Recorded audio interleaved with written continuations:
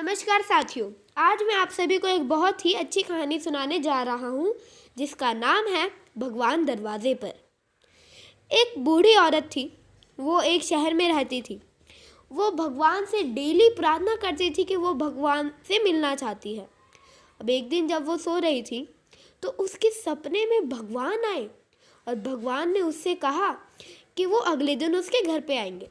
अगले दिन जब वो उठी वो बहुत खुश थी और उसने भगवान के वेलकम के लिए तैयारियां की। उसने घर को एकदम अच्छे से क्लीन किया, चमचमाता हुआ घर बनाया, छोटा छोटा फर्नीचर भी रखा और अब वो भगवान के लिए डिलीशियस पेस्ट्रीज बना रही थी।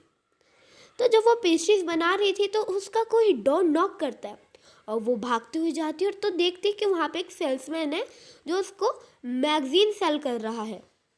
और वो इरिटेट हो जाती है, गुस्सा हो जाती है कि ये कौन है, चिल्ला के बोलती है, मुझे डिस्टर्ब मत करो, मैं एक इम्पोर्टेंट आदमी से मिलना चाहती हूँ, इसलिए निकल जाओ यहाँ से, मेरा दरवाज़ा साफ रखो। और ये कहकर वो जोर से दरवाज़ा बंद कर देती है। अब वो हर जगह क्लीन करती है, जहाँ पे वो आदमी आया था उसको फिर से साफ करती है। अब वो फिर से पेस्ट्रीज बनाने लग जाती है तो फिर से उसका डोर कोई नॉक करता है और वो फिर से भागते हुए जाती है, सोचती है अब तो मेरे भगवान आ गए, अब तो मैं भगवान से मिलूंगी। पर जब वो गेट खोलती है तो वो उदास हो जाती है क्योंकि वहाँ पर एक छोटी सी बच्ची थी जो उसकी स्वीट्स की स्मेल सूंघकर आई थी। उसका नाम था अरोमा। अब वो पेस्ट्रीज सूंघ के उसके घर आ जाती है, बूढ़ी औरत के घर। तो कहती है क्या आपने पेस्ट्रीज बनाई है? और वो उसको एक प्यारी सी स्माइल से कहती है और उसके आँख में एक चमक होती है। अब वो बूढ़ी औरत कहती है कि हाँ मैंने पेस्ट्रीज बनाई हैं। और फिर वो लड़की कहती है क्या आप मुझे एक पेस्ट्री दे सकते हो? वो बूढ़ी औरत गुस्से में बोलती है नहीं, मेरा टाइम वेस्ट मत करो, मेरे पास टाइम नहीं है, मैं किसी और दिन तुम्हें पेस्ट्रीज खिलाऊंगी। अभी मेरा टाइम वेस्ट मत करो क्योंकि मेरे घर पे एक बहुत ही अच्छा इंसान आने वाला है, मैं उसकी काफ़ी देर से इंतज़ार कर रही हूँ, कि निकल जाओ यहाँ से, मेरा दरवाज़ा साफ रखो। और ये कहकर उसे भगा देती है। उसका लड़की कुछ बोलना चाह रही थी, उसका जवाब भी नहीं सुनती, दरवाज़ा ज़ोर से बंद कर देती है। अब वो पेस्ट्रीज बना देती है सारी। तो उस टाइम सर्दियों का मौसम था तो वो कंबल ओढ़ के आग के पास बैठ जाती है आग सेकने के लिए। अब वो बैठी रहती है। वो देखती है कि काफ़ी टाइम हो चुका है, रात के घड़ी में 12 बज गए हैं, कोई नहीं आया। आधी रात हो गई, सुबह से कोई नहीं आया।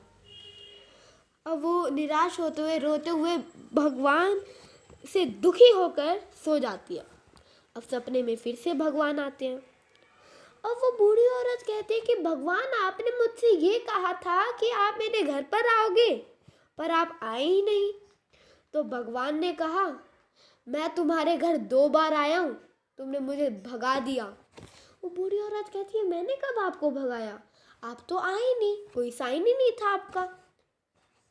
भगवान कहते हैं कि पहले मैं सेल्समैन बन के आया, फिर तुमने मुझे भगा दिया। तुम निराश ना हो, दुखी ना हो, इसलिए मैं लड़की बन के आया, पर फिर भी तुमने मुझे भगा दिया। तो वो बूढ़ी औरत समझ नहीं पाती। तो भगवान उसको समझाते ये नहीं है कि मैं तुम्हें अपने साक्षात दर्शन दूंगा, मैंने किसी को भी अब तक अपने साक्षात दर्शन नहीं दिए, लोग नहीं पहचान पाते कि मैं कौन हूँ।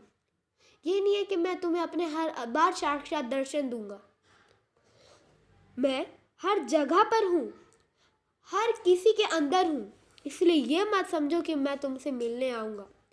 हर एक छोटा सा बच्चा भी होता है, वो भी एक भगवान का रूप होता है। तो फिर उस बूढ़ी औरत को बहुत पछतावा होता है इस बात का, क्योंकि उसने 2 बार भगवान को भगाया।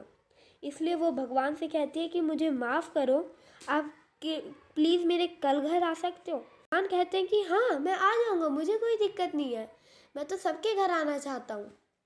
तो इसलिए इस कहानी से हमें ये शिक्षा मिलती है कि ये नहीं है कि भगवान सच में है, वो अपना स्वरूप दिखाएंगे हमें, पर भगवान सच में होते हैं, वो हर किसी के अंदर होते हैं।